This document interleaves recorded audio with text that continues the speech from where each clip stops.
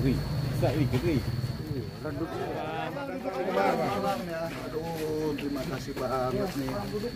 Duduk aja bang. Ada duduk sini bang. Yuk. Karena supaya nanti enak ya. Ini agak panjang ininya penjelasannya. Ya. Aduh. Biasa kalian ya dukungannya. Sudah berapa kali ke Bahar ini bang? Ke Bahar ini saya baru pertama kali. Baru pertama kali, tapi ke Jambi ini saya bersama dengan advokat muda ini. Tadi ketemu siapa saja bang? Oh, tadi ketemu banyak. Selain polisi-polisi itu, juga saya ketemu keluarga dan dokter-dokter di situ. Oke bang, ya. Duduk dulu bang. Kita duduk ya. Oh di sini ya? Ya. Oke. Malam teman-teman ya. Luar biasa dengan segala rasa hormat saya pada kalian dan perhatiannya.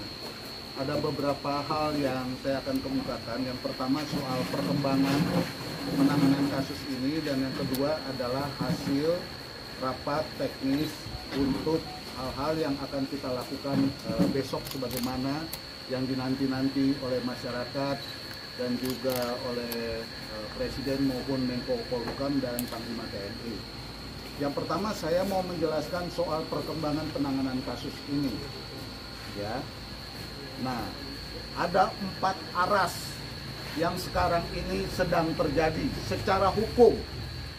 Secara hukum ya, jadi ini bukan spekulasi, secara hukum. Yang pertama adalah aras laporan istri dari Kadif Propam, Ibu Putri, yang konteksnya adalah pelecehan seksual. Tentu penanganannya ini ada di Komnas Perempuan dan di Komisi Perlindungan Saksi, ya, yang sampai sekarang putrinya atau ibu Kadif Propamnya tidak pernah kita lihat. Ya. Yang kedua adalah laporan dari Freddy Sambo sebagai Kadif Propam yang berjalan di Polda Metro Jaya, yang konteksnya adalah sebagaimana pengumuman Karo Paminal yang lalu, mereka masih konsisten tembak-tembakan di rumah Duren 3.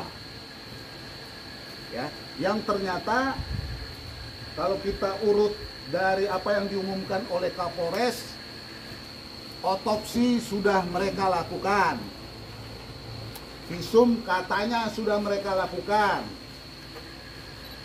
Ya. Nah, tapi sampai sekarang kami dari kuasa hukum belum pernah melihatnya dan tidak pernah melihatnya. Yang kedua adalah saya sendiri bersama dengan tim turun langsung pada waktu diumumkan katanya ada prarekonstruksi, dan itu ternyata dilakukan malam dan juga pada pagi dan siangnya. Siangnya karena sudah diumumkan saya juga baru tahu. Saya langsung turun ke Duren 3, dan ternyata setelah saya konfirmasi dengan teman-teman yang ada di situ, saya tidak boleh masuk, dia bilang, karena ini kewenangan penyidik. Nah, prarekonstruksi yang dilakukan ternyata dalam konteks tembak-menembak. Ya, konteksnya tembak-menembak. Jadi itu yang kedua.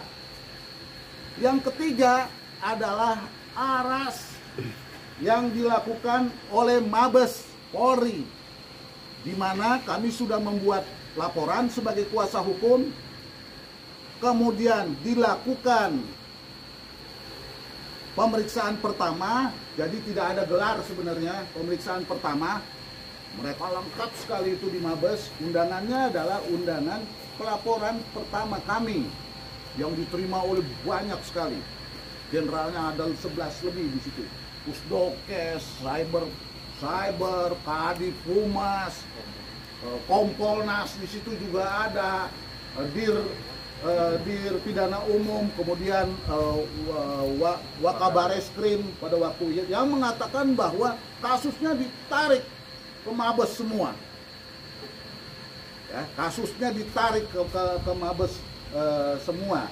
Begitu, itu yang dia katakan.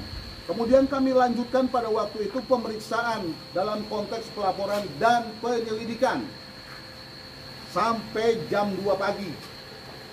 Ya, di situ kami terangkan semua, dibuat BAP.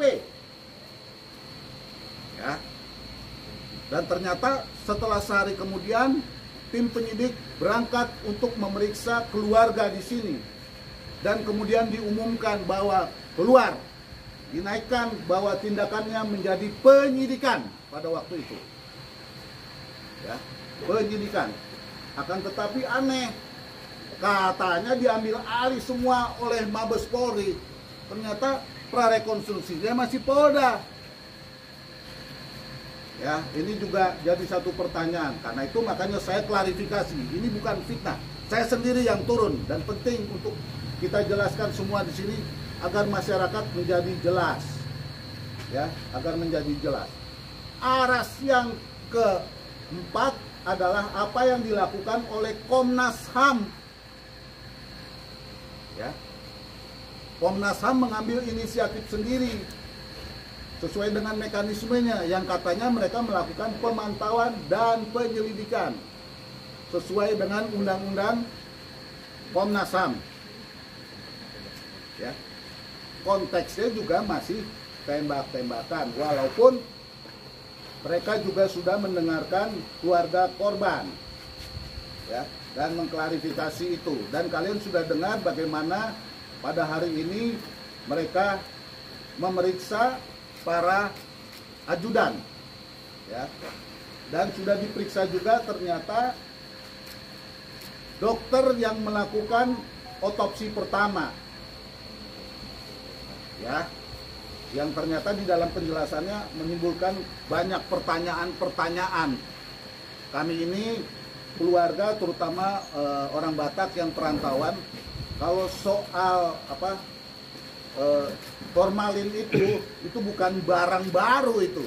Tapi baru kali ini kita dengar ada dokter yang mengatakan mau formalin itu bukan lagi cuma disuntik, tapi disayat. Ya, saya kira ini semua orang harus melihat ini.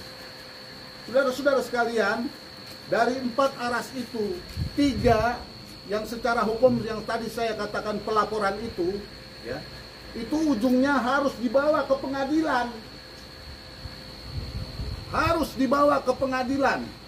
Jadi ini baru permulaan secara hukum, ya.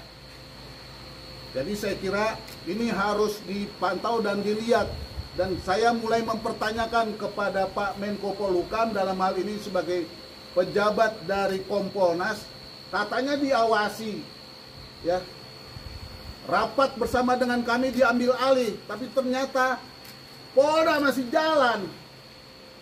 Mabes juga jalan sekarang ini seperti yang kalian lihat. Ini yang benar yang mana sebenarnya? Apa ada pertarungan di dalam? Karena merasa kedua-duanya punya wewenang. Karena itu saya mau mengingatkan kepada kalian semua, ya. Tindakan menonaktifkan 3 pejabat dari mulai Kapolres, Karopaminal, dan Kadif Propam. Untuk Kadif Propam kalian harus perhatikan.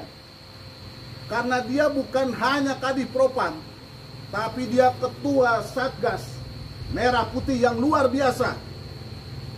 Ya, yang jaringannya juga luar biasa.